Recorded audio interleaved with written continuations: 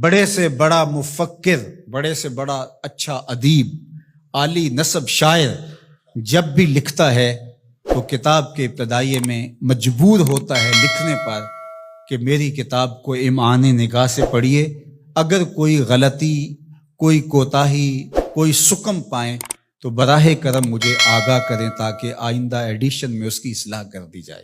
لیکن قرآن کھولو تو پہلا جملہ یہی ملتا ہے، یہ کتاب میں شک نکال کے تو دکھاؤ، اس کتاب میں کوئی عیب نکال کے تو دکھاؤ، یہ عیب سے بھی پاک ہے، یہ ریب سے بھی پاک ہے، اس میں کوئی شک نہیں، اس میں کوئی شبہ نہیں۔ ذالک الکتاب لا ریب فی۔ اللہ اکبر۔ ذالک کا اشارہ بعید کے لیے ہے لیکن عظمت کے لیے یہاں بیان فرمایا گیا۔ اس کا یہ معنی بھی ہو سکتا ہے کہ یہ وہ بابرکت کتاب ہے جو آسمانوں سے آئی ہے۔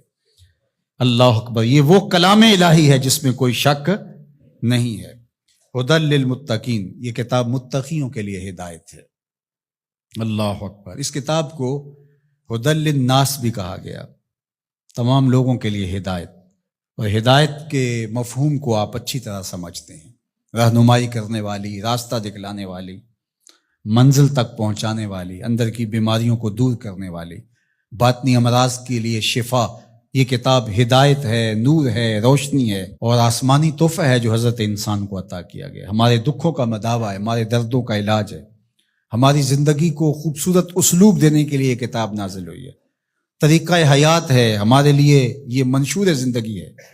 اس کتاب کے ساتھ ہمارا جڑنا ہمارے لیے اللہ کی قربت کا سبب و ذریعہ بن سکتا ہے۔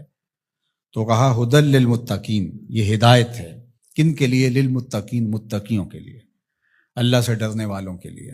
متقی وہ ہے جو وہاں پایا جائے جہاں اللہ اسے دیکھنا چاہتا ہے، اور وہاں نہ پایا جائے جہاں اللہ اسے نہیں دیکھنا چاہتا۔ علماء نے تقوی کے درجے بیان فرمائے۔ شرک سے بچنا ایک صورت ہے تقوی کی، کبیرہ گناہوں سے بچنا یہ بھی تقوی ہے۔ مختلف لوگوں کے مختلف درجے ہیں، صغیرہ گناہوں سے بچنا یہ بھی تقوی ہے۔ جتنا منصب بڑا ہوگا اتنا تقوی کا معیار بھی اس کو اتنا بڑا رکھنا پڑے گا۔ امام اعظم علیہ رحمہ، آپ کسی سے قرض لینا تھا تو دروازے کو دستک دے کے آ کے گلی میں دھوپ میں کھڑے ہو گئے، تو کسی نے کہا حضرت دیوار کا سایہ پڑ رہا ہے تو آپ یہیں کھڑے ہو جائیں۔ کہا مقروض سے نفع حاصل کرنا یہی سود ہوتا ہے، تو میں اس ڈر سے سائے میں نہیں کھڑا ہو رہا کہ یہ کہیں مبادہ سود نہ بن جائے۔ تو مختلف لوگوں کا مختلف تقوی ہوتا ہے۔ اللہ اکبر۔ تو شرک سے بچنا عام لوگوں کا تقوی یہ ہے، کبیرہ گناہوں سے بچنا تقوی کی یہ صورت ہے، صغائر سے بچنا یہ بھی ایک صورت ہے۔ لیکن ہر وہ شے جو خدا سے غافل کر سکتی ہو اس سے بھی بچنا یہ اللہ والوں کا تقوی ہے۔ تو اتقاء کا نور جو رکھنے والے ہیں قرآن، اس کے لیے ہدایت ہے۔ یہاں ایک سوال کھڑا ہوا، وہ یہ کہ قرآن نے ایک دوسرے مقام پہ فرمایا ہدی للناس، یہ قرآن ہدایت ہے لوگوں کے لیے، اور یہاں فرمایا متقیوں کے لیے ہدایت ہے۔ تو جو قرآن متقیوں کے لیے ہدایت ہے تو پھر لوگوں کے لیے جو ہدایت کہا گیا اس میں کیا فرق ہوا؟ تو بات یہ ہے کہ قرآن کی طبع کے اندر تو ہدایت ہی رکھی گئی ہے، قرآن تو نور ہی بانٹتا ہے، لیکن یہاں اس سے اکتساب فیض کون کرتے ہیں؟ وہ متقی ہیں۔ قرآن ہے ہدایت، سراپا ہدایت، لیکن جو کفار ہیں، مشرکین ہیں، وہ اس ہدایت کے سرچشمے سے کچھ حاصل نہیں کر پاتے، اس سرچشمے کے پاس بیٹھ کر کے بھی اندھیرے میں رہتے ہیں۔ لیکن جو متقی ہیں وہ قرآن سے نور حاصل کر کے اپنی زندگی میں چراغاں کر لیتے ہیں، یعنی اکتساب ہدایت متقی کرتے ہیں۔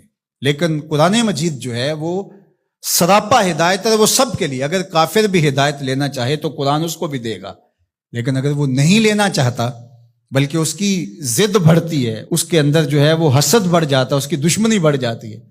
قرآن مجید میں اللہ تعالیٰ نے دوسرے مقام پر ارشاد فرمایا وَنُنَزِّلُ مِنَ الْقُرْآنِ مَا هُوَ شِفَاءٌ وَرَحْمَةٌ لِّلْمُؤْمِنِينَ وَلَا يَزِيدُ الظَّالِمِينَ إِلَّا خَسَارًا۔ یہ شفا ہے، رحمت ہے مومنین کے لیے، لیکن جو ظالم ہیں ان کا نقصان زیادہ ہوتا ہے، وہ خسارہ زیادہ حاصل کرتے ہیں۔ یُضِلُّ بِهِ كَثِيرًا وَيَهْدِي بِهِ كَثِيرًا۔ اسی قرآن سے کچھ ہدایت لیتے ہیں اور اسی قرآن سے کچھ گمراہ ہو جاتے ہیں۔ تو قرآن کا قصور تھوڑا ہے۔ 12 کے در لطافت تبش خلاف نیست، در باغ لالا رویت و در شورا بوم خاص۔ بارش کی فطرت کے اندر، طبع کے اندر کوئی اختلاف نہیں ہے، اس کے فردوس بدامہ قطروں کے اندر زندگی ہے، نور ہے، تازگی ہے، لطافت ہے، برکت ہے، حیات ہے۔ لیکن وہی بارش جب باغ میں برستی ہے تو لالا کے پھول پھوٹتے ہیں، گلاب مہکتے ہیں، کلیاں چٹکتی ہیں، یاسمین، نسرین، نسترن اور چمبیلی کے پھول بہار دیتے ہیں۔ اور وہی بارش جب گندگی کے ڈھیر پہ برستی ہے تو تعفن پھیلتا ہے، بدبو پھیلتی ہے۔ تو اب قصور بارش کا ہوا یا اس گندگی کے اندر چھپی ہوئی غلاظت کا؟ اس لیے قرآن ہے شفا، سراسر شفا ہے، سراسر نور ہے، سراسر روشنی ہے، لیکن اس کے لیے کیسے ہوگا جس کے اندر کفر کی بدی چھپی ہوئی ہے اور وہ جس سے روشنی لینا ہی نہیں چاہ رہا۔